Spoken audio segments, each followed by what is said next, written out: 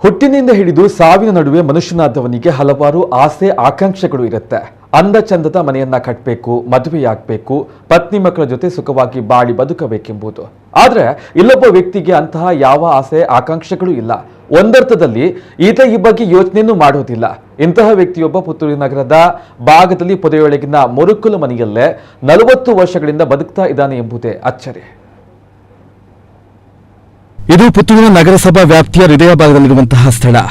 ಈ ಪೊದೆಗಳ ಗುಂಪನ್ನ ಒಮ್ಮೆ ನೋಡಿ. ಪೊದೆಗಳ ನಡುವೆ ಒಂದು ಮುರುಕಲು ಗುಡಿಸಲು. ಈ ಗುಡಿಸಲಲ್ಲಿ ಬದುಕ್ತಾ ಇರುವಂತಹ ಏಕಾಂಗಿ ಬ್ರಹ್ಮಚಾರಿ PU ಸಿರಾಜುದ್ದೀನ್. ಸಾರ್ವಜನಿಕ ಸ್ಥಳದಲ್ಲಿ ಕಸ ಹೆಕ್ಕುವ ಕಾಯಕ ಯೋಗಿ ಈತ. ಮುಂಜಾನೆ ಎದ್ದು APMC ರಸ್ತೆಯ ಆಸುಪಾಸು, ರಸ್ತೆಯ ಬದಿಯಲ್ಲಿರುವಂತಹ ಕಸ ಹಾಗೂ ಗುಜರಿಗಳನ್ನ ಹೆಕ್ಕುವ ಕಾಯಕ ಇವರದ್ದು. ಆ ಮೂಲಕ ನಗರ ಸೌಂದರ್ಯ ಹೆಚ್ಚಿಸುವ ಕೆಲಸವನ್ನ ಮಾಡ್ತಾರೆ. ಮತ್ತೆ ಸಂಜೆ ಹೊತ್ತು ಅದೇ ಕಾಯಕ. ಇಂತಹ ಓರ್ವ ವ್ಯಕ್ತಿ ಇದ್ದಾನೆ ಎಂದರೂ ನಂಬಲು ಸಾಧ್ಯವಿಲ್ಲದಂತಹ ಸ್ಥಿತಿಯ ಜೀವನ ಇವರದ್ದು. ಯಾಕೆ ಈ ಕೆಲಸ ಎಂದ್ರೆ ಅದು ಆತನಿಗೆ ಗೊತ್ತಿಲ್ಲ. ನನಗೆ ಗೊತ್ತಿರುವುದು ಈ ಕೆಲಸ ಮಾತ್ರ ಎನ್ನುವ ಆತ ಈ ಸಮಾಜದಲ್ಲಿ ಏಕಾಂಗಿ.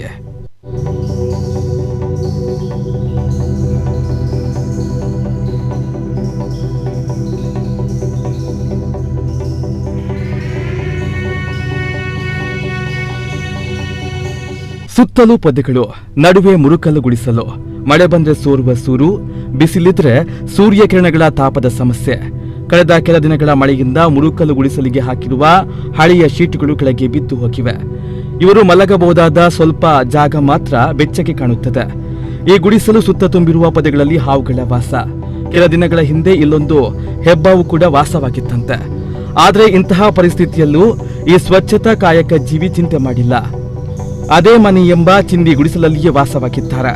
1970ರಿಂದಲೂ ಇದೇ ಸ್ಥಳದಲ್ಲಿರುವಂತಹ ಈ PU ಸಿರಾಜುದ್ದೀನ್ ಅವರು ತನ್ನ ತಂದೆ, ಅಣ್ಣ, 2 ತಮ್ಮಂದಿರು, 2 ತಂಗಿಯರಿದ್ದ ಟಾರ್ಪಾಲು ಮನೆಯಲ್ಲಿ ವಾಸ. ಅಣ್ಣ ಮದ್ದಿಗೆಂದು ಹಲವು ವರ್ಷಗಳ ಹಿಂದೆ ಹೋದವ ವಾಪಸ್ಸು ಬಂದಿಲ್ಲ. ತಮ್ಮನೊಬ್ಬ ಬೆಂಗಳೂರಿನಲ್ಲಿ ಅಪಘಾತದಲ್ಲಿ ತೀರಿಕೊಂಡ. ಇನ್ನೋರ್ವ ಮದುವೆಯಾಗಿ ಎಲ್ಲಿಗೆ ಹೋಗಿದ್ದಾನೋ ಗೊತ್ತಿಲ್ಲ. 2 ತಂಗಿಯರು ಮದುವೆಯಾಗಿ ಹೋಗಿದ್ದಾರೆ. ತಂದೆ ತೀರಿಕೊಂಡ ನಂತರ PU ಸಿರಾಜುದ್ದೀನ್ ಏಕಾಂಗಿ.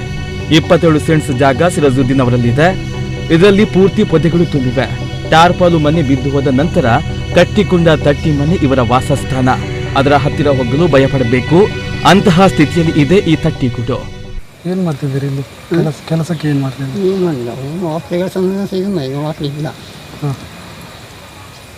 ಸಂಬಂಧಿಕರು ಇಲ್ವಾ? ಯಾರಾದರೂ ಮುಂಚೆ ಬಂದಿದ್ರ ಮನೆ ಕಟ್ಟು ಭರವಸೆ ಬರ್ತೀನಿ ಅಂತ? ಒಬ್ಬರು ಇದ್ದದ್ದು ಅವ್ರು ಮರದ ಕಡಿಮೆ ಕೂರ್ಮರಕದಲ್ಲಿ. ಹಾಂ, ಬಿಟ್ಟಿದ್ದಾರೆ ಅವರು? ಅದು ಅವ್ರು ಬಂದ ಕರೆದೇ ಬರ್ತಾರೆ. ಅಷ್ಟೇ ಬರ್ತಿಲ್ಲ.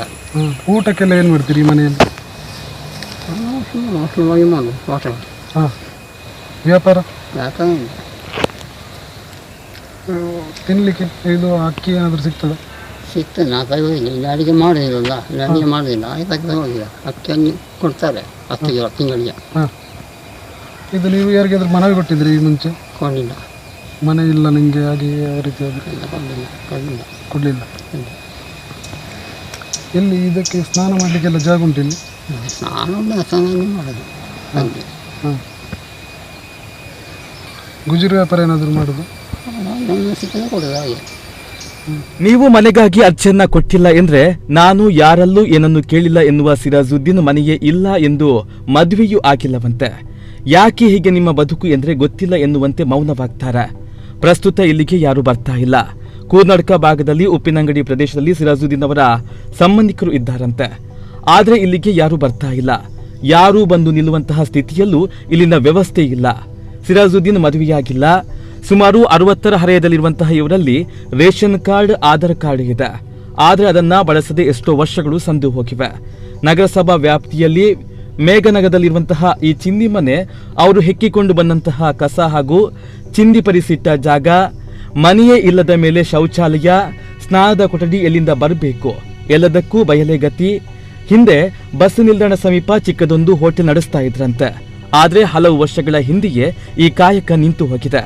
ಪರಿಚಿತರ ಹೋಟೆಲ್ ಒಂದರಲ್ಲಿ ಮಧ್ಯಾಹ್ನದ ಊಟ ಸಿಕ್ಕಿದ್ರೆ ಮಾಡ್ತಾರೆ, ಇಲ್ಲವಾದ್ರೆ ಬರೀ ಹೊಟ್ಟೆಯಲ್ಲಿಯೇ ತಣ್ಣಗೆ ಇರ್ತಾರೆ. ಹೀಗೊಂದು ಬದುಕು ಸಾಧ್ಯನ ಎಂದು ಯೋಚಿಸುವವರಿಗೆ ಸಿರಾಜುದ್ದೀನ್ ಬದುಕು ಸಾಕ್ಷಿಯಾಗಿ ನಿಂತಿದೆ. ಹೇಳಿ ಸರ್.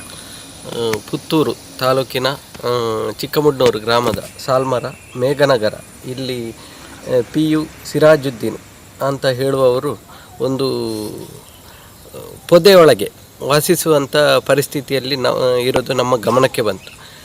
ಈ ಬಗ್ಗೆ ನಾವು ನೋಡುವಂತ ಬಂದರೆ ಇಲ್ಲಿ ಅವರ ಮನೆಗಳು ಎಲ್ಲ ಬಿದ್ದು ಯಾರೂ ಇಲ್ಲದೆ ಏಕಾಂಗಿಯಾಗಿ ಅವರು ವಾಸಿಸ್ತಾ ಇದ್ದಾರೆ.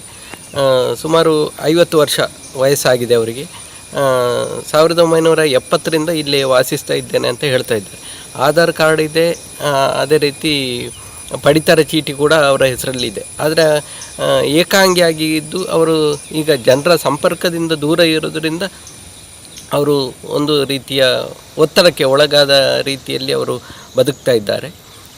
ಅವರಿಗೆ ಸೂಕ್ತ ಬದುಕಲಿಕ್ಕೆ ಬೇಕಾದಂಥ ಸೂಕ್ತ ವ್ಯವಸ್ಥೆಯನ್ನು ಮಾಡಬೇಕಾಗಿದೆ. ಅವರು ಅಲ್ಲಿ ಗುಜಿರಿ ಹಾಕಿಕೊಂಡು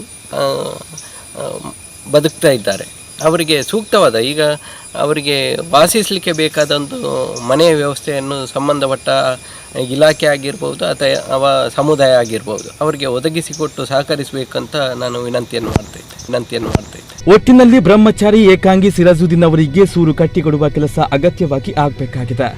ನಗರಸಭಾ ವ್ಯಾಪ್ತಿಯ ಪ್ರದೇಶದಲ್ಲಿರುವಂತಹ ಈ ಬಡ ವ್ಯಕ್ತಿಗೊಂದು ಮನೆ ನೀಡುವ ಕೆಲಸವಾಗಬೇಕು.